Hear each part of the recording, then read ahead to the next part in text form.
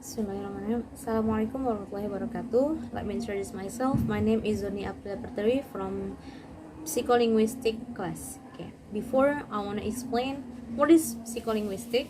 Psycholinguistics is a field of study in which researchers investigate the psychological process involved in language use, including language comprehension, language production, and the first and second language acquisition. So, what is language in the brain? Certain parts of the brain are responsible for understanding words and sentences. These brain areas are mainly located in two regions. In the left side of the brain are connected by nerves.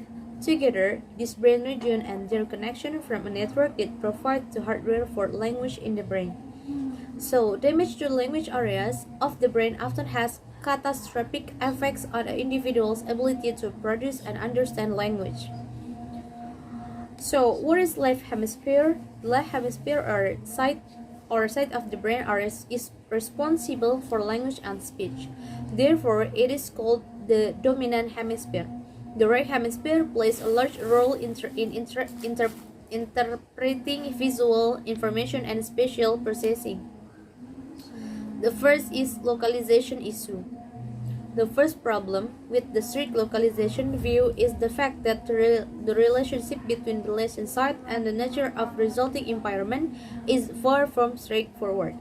Language impairment sometimes occur after brain damage outside the classical language area. Even in right-hand monolingual patients with no prior neurological condition which might have caused a reorganization of language function in the brain. So, the second is preservation of grammatical knowledge in broadcast aphasia.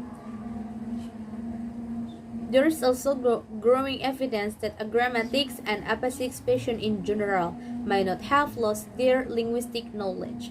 Aphasic patient linguistic performance is often highly variable and may improve or deteriorate considerably from day to day or at certain times of the day. It's also very dependent on the nature of the task. Patients often perform better on more structured tasks.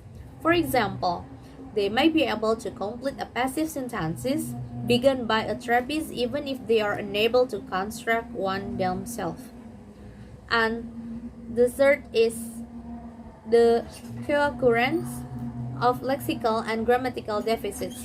In purple treatments of language disorder, particularly those intended for consumption by linguistic students, broadcast aphasia is often treated as a primarily grammatical impairment, while Wernicke's aphasia is present as a lexical deficit, such as characterization, though it fits in very well into the traditional division of a speaker's linguistic knowledge into a grammatical and a lexical component, is very misleading.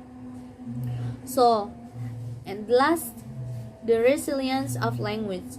It is undeniable that some regions of the brain are more involved in linguistic and specifically grammatical processing than others.